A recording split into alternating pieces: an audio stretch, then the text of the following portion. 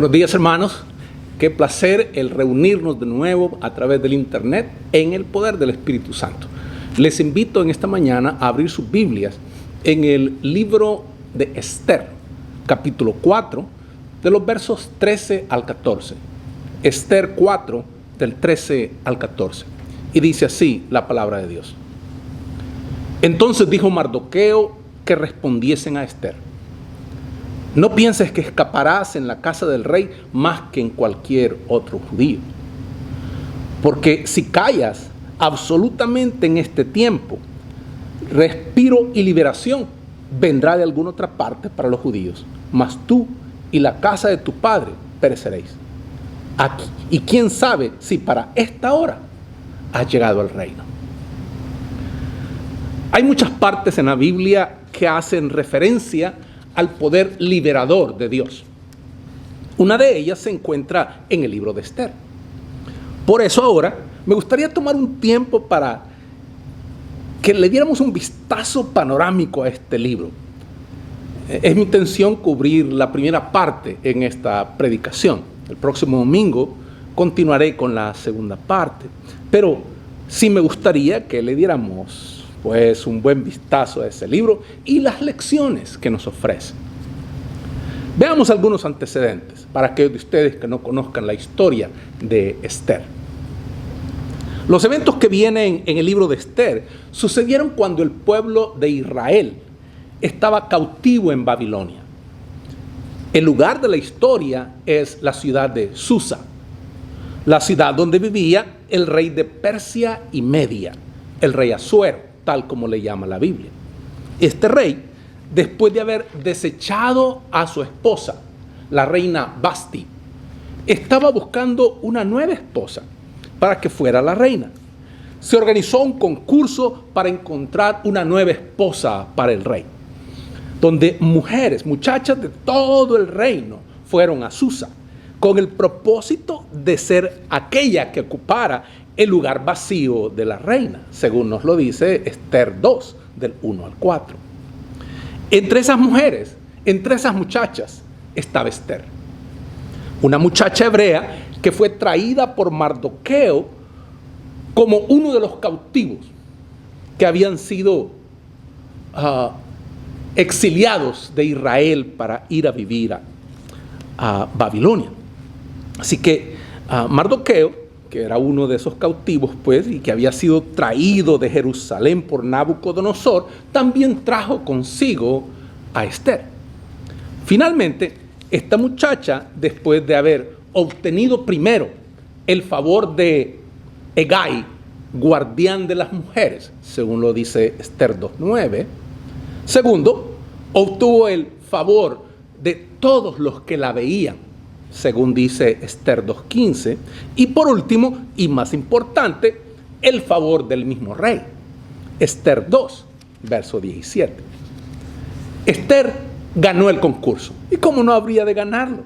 Si había ella mostrado esa gracia de ganarse el favor de Hegai, de todos los que la veían y del mismo rey. Entonces Esther se convirtió en la nueva reina de Persia y Media. Sin embargo, así como Mardoqueo lo había ordenado, no le reveló a nadie que era judía. Así que nadie, ni siquiera el rey, sabían la nacionalidad de Esther. Y aquí es donde comienza el problema. Aunque hasta el momento todo parecía ir bien, Esther había sobresalido sobre todas las muchachas del imperio y habría de ser la reina de Persia y Media. Iba a ser compañera del rey Asuero. Pero en el capítulo 3, verso 1, se introduce a un nuevo personaje, cuya presencia trajo problemas. Esther capítulo 3, de los versos del 1 al 6, es donde se habla de esta persona y el problema que causó. Dice así la palabra de Dios en Esther 3, 1 y 2, y versos 5 y 6. Después de estas cosas, el rey Asuero engrandeció a Amán, hijo de Amedata Agageo, y lo honró, y puso su silla sobre todos los príncipes que estaban con él. Y todos los siervos del rey que estaban a la puerta del rey se arrodillaban y se inclinaban ante Amán, porque así lo había mandado el rey. Pero Mardoqueo ni se arrodillaba ni se humillaba. Y vio Amán que Mardoqueo ni se arrodillaba ni se humillaba delante de él. Y se llenó de ira. Pero tuvo en poco poner mano en Mardoqueo solamente, pues ya le había declarado cuál era el pueblo de Mardoqueo. Y procuró Amán destruir a todos los judíos que había en el reino de Asuero al pueblo de Mardoqueo. Empezando desde el final del pasaje, parece que estamos en el principio de un problema muy grande. Amán, el hombre que el rey honró y puso silla sobre todos los príncipes que estaban con él, lo que significa que era el segundo después del rey. Estaba enojado con Mardoqueo porque no se arrodilló ante él. En el mundo siempre hay personas que desean que uno se arrodille delante de ellos. Algunos te lo dicen, otros no. Pero uno puede notar ese mal deseo que a veces hay en algunas personas con las que uno se encuentra, o lo que es mejor, que uno puede ver de lejos. Era el segundo después del rey, y estaba enojado con Mardoqueo porque no se arrodilló ante él. Por esa razón, quería destruir a toda la nación de Mardoqueo, a toda la nación. Quería cometer un genocidio, acabar con toda una nación. O sea, acabar con los judíos. Aunque es evidentemente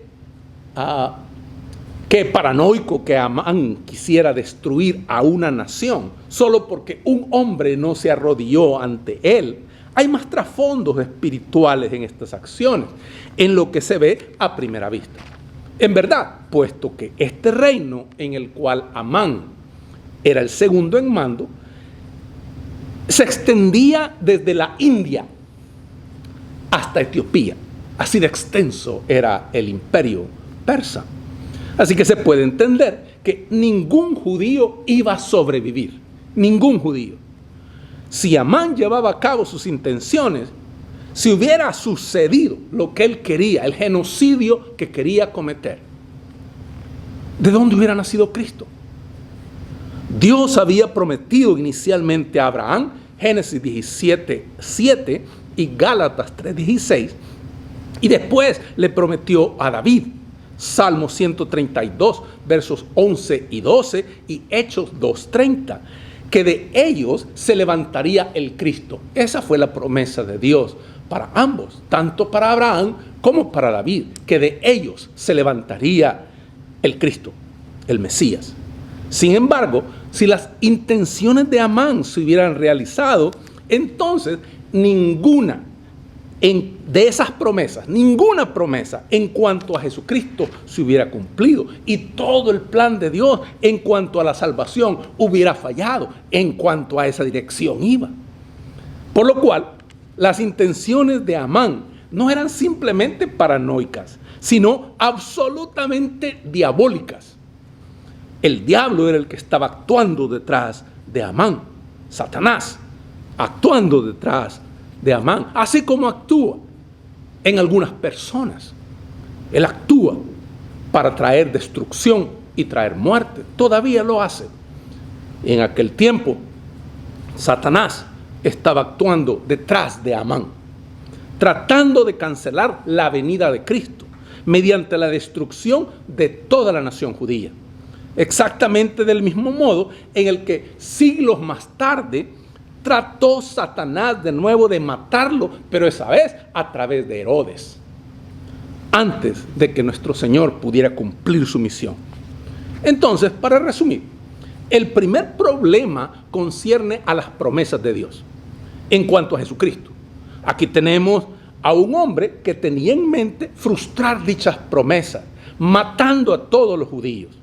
La pregunta es, ¿podrá Dios ser capaz de defender sus promesas? Generalmente las promesas de Dios son inquebrantables, ¿no? O pueden ser rotas por cualquiera. Incluso si ese alguien es el segundo en mando en el reino de aquel tiempo. Aunque en lo anterior ya hemos expuesto el problema, aún no hemos dicho nada acerca de la causa de este. En verdad, algunos de nosotros podemos preguntarnos por qué Mardoqueo no se arrodilló ante Amán, dándole el respeto que él exigía. De todas formas, Amán era segundo en mando, el siguiente después del rey. Entonces, ¿por qué Mardoqueo no le honró así como el rey había ordenado? Esther 3:21. ¿Era así de orgulloso? ¿Era Mardoqueo orgulloso y por esa razón no lo hizo? No honró a Amán, lo entendemos. Pero si ponemos atención al hecho de que el texto dice que Amán era agagita, lo que significa que era descendiente de Agag, un rey de los amalecitas, lo que a su vez significa que él mismo, Amán, era amalecita. ¿Y qué tenía eso de malo? Era porque los amalecitas eran acérrimos enemigos de los israelitas, acérrimos enemigos de los hebreos. Pelearon contra Israel y le atacaron a traición cuando estaban en camino hacia la tierra prometida, según lo dice Éxodo 17. Fueron declarados por Dios enemigos de él. Es Dios quien declara a los amalecitas y a sus descendientes enemigos de él. Éxodo 17, verso 14 al 16, dice de la siguiente manera: Jehová dijo a Moisés: escribe esto para memoria en un libro, y di a Josué que raeré del todo la memoria de Amalec de debajo del cielo. Y Moisés edificó un altar y llamó su nombre Jehová Nisi. Y dijo: por cuanto la mano de Amalec se levantó contra el trono de Jehová, Jehová tendrá guerra con Amalec de generación en generación. Amán, por ser amalecita, era uno contra los cuales Dios estaba en guerra. Así que Mardoqueo tenía dos opciones. Uno, honrar a Amán, el enemigo de Dios, pero al hacerlo deshonraría la palabra de Dios. O honrar la palabra de Dios y deshonrar a Amán. Esas eran las opciones que Mardoqueo tenía. O obedecía a Dios u obedecía a Amán. ¿A quién habría Mardoqueo de obedecer? Una situación en la que tarde o temprano tú también te encontrarás. Tarde o temprano. ¿A quién obedecerás? ¿A quién? ¿Y delante de quién te humillarás? ¿Delante de quién te arrodillarás? ¿A quién? ¿Delante de quién? Así que Mardoqueo tenía esas dos opciones: honrar a Amán, el enemigo de Dios, deshonrando la palabra de Dios, u honrar la palabra de Dios y deshonrar a Amán. En verdad, nadie puede decir que está con Dios cuando a la primera oportunidad le defrauda. La única manera de conocer a Dios es a través de su palabra. Solamente así se puede conocer a Dios, a través de su palabra, a través de la Biblia. Y la única manera de estar con Dios es estando en su palabra. O sea, hacer lo que Dios dice en su palabra. Eso es estar en la palabra. Obedecer la palabra de Dios. Hacer lo que Él dice. Mardoqueo decidió no defraudar la palabra de Dios, honrando y arrodillándose frente al enemigo de Dios. Decidió. En otras palabras, decidió estar del lado de Dios, confiando en que Él le libraría, así como lo promete en su palabra. Por consiguiente, la segunda pregunta que busca respuesta es: ¿podrá Dios liberar a Mardoqueo, un hombre que estaba del lado de él? ¿Podrá Dios hacer tal cosa? Más general, la pregunta: ¿podrá Dios ser capaz de liberarnos a nosotros de cualquier peligro cuando decidimos obedecerle? ¿Podrá Dios hacer eso? Esa es la pregunta. ¿Podrá Dios ser capaz de liberarnos a ti, a mí, en la vida, en situaciones de peligro, cuando decidimos obedecerle y permanecer con valor en su palabra? ¿O estaremos expuestos a los deseos de los hombres y al poder que ellos tienen? Para responder a las preguntas anteriores, tenemos que leer lo que queda de Esther. Y les animo, mis hermanos, de que en sus casas puedan ustedes leer esta hermosa historia, la historia del libro de Esther. Continuemos. Después de que Amán decidió destruir a todos los judíos, tenía que ponerle fecha, cuándo lo iba a hacer, y obtener también el permiso del rey. Esther 3 dice que fijó el día 13 del mes 12. Así lo dice Esther capítulo 3, verso 13. Y eso después de que fingió que los judíos no guardaban la ley del rey. Decía él, porque tenían la ley de Dios. Y ofreció al rey, Amán, ofreció al rey una gran cantidad de dinero, 10,000 talentos de plata.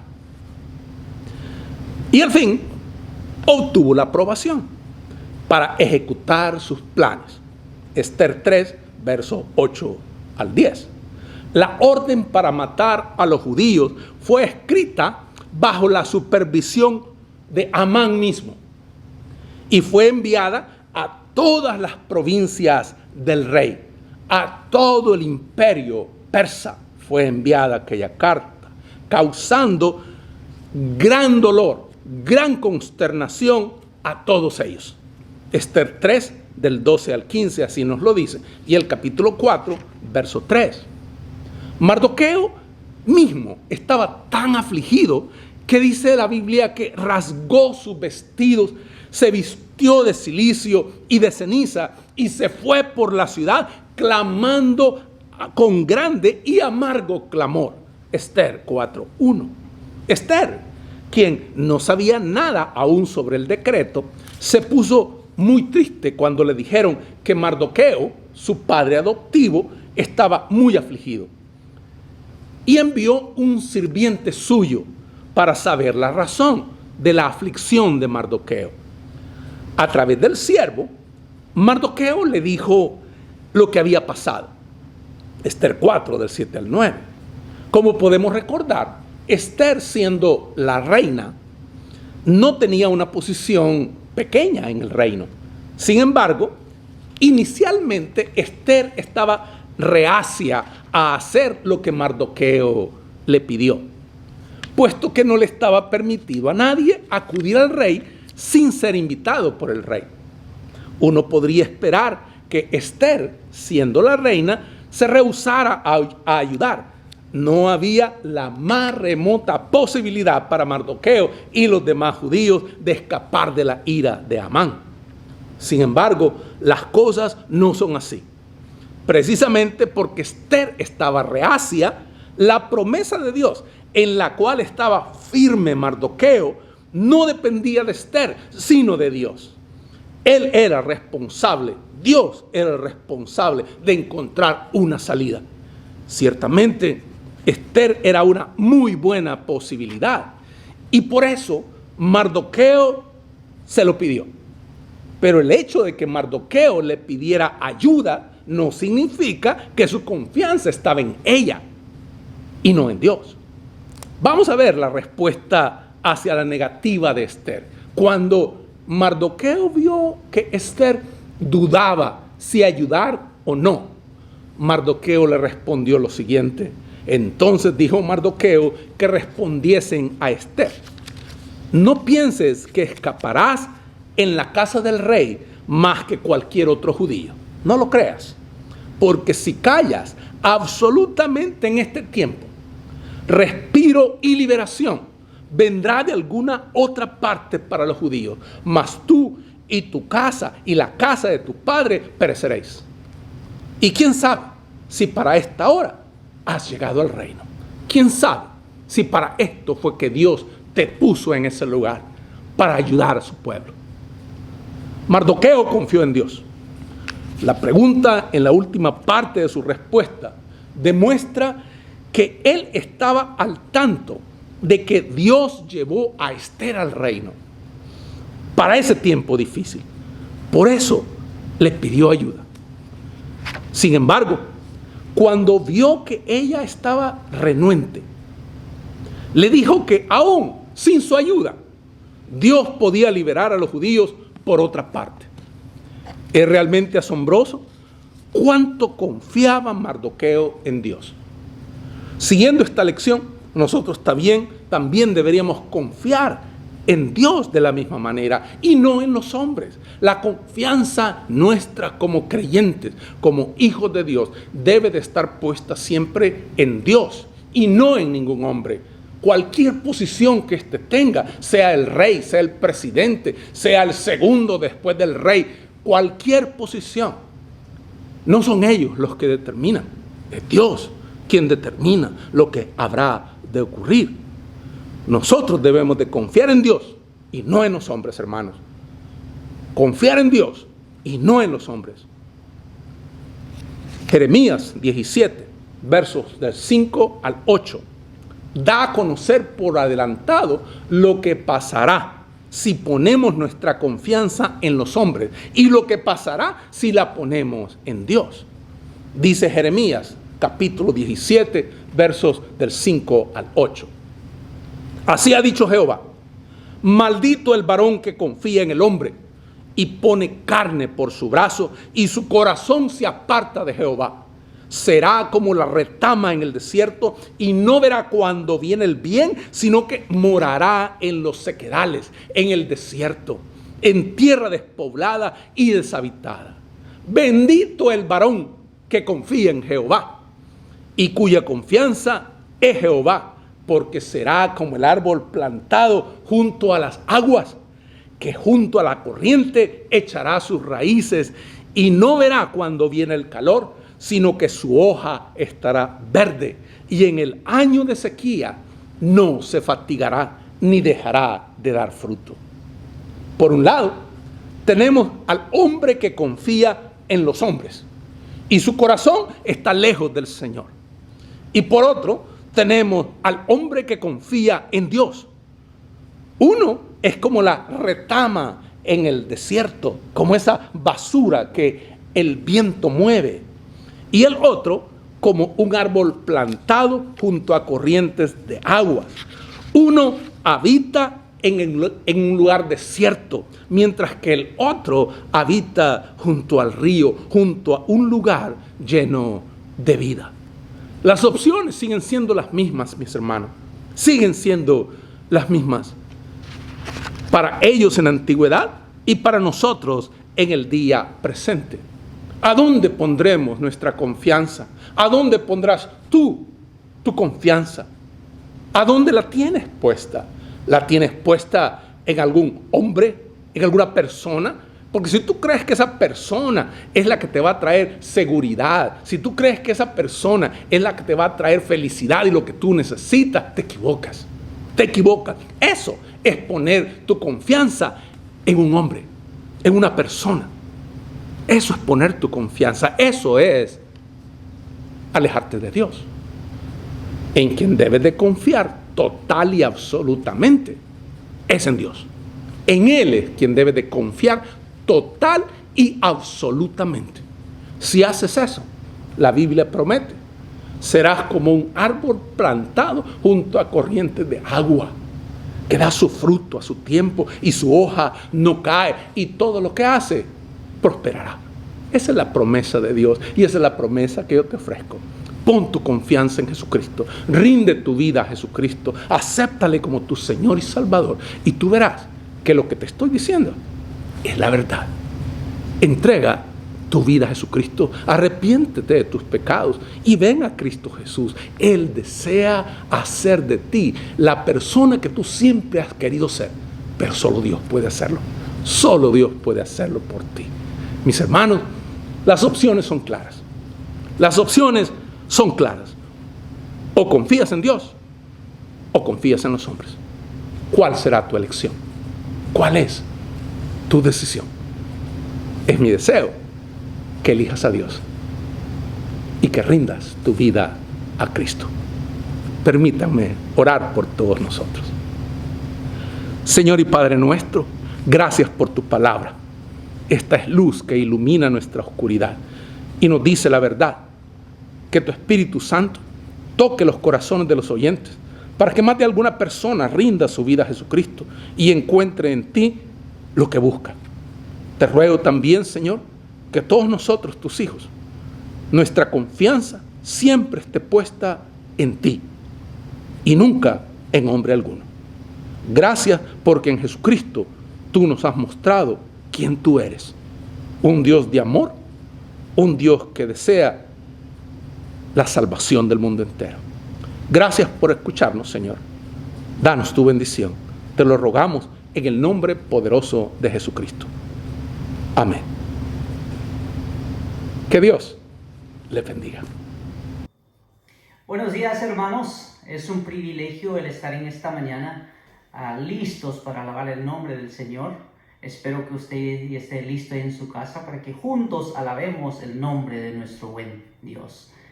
El Salmo 37, 4 y 5 dice que nos deleitemos en el Señor y Él nos concederá las peticiones de nuestro corazón. Que encomendemos a Jehová nuestro camino y que confiemos en Él y Él hará. Y esa es nuestra esperanza, que si nosotros confiamos en Él, Él hará. Él es único, el único digno de toda nuestra alabanza, de nuestra adoración. Así que en esta mañana adoremos juntos el nombre de nuestro Dios.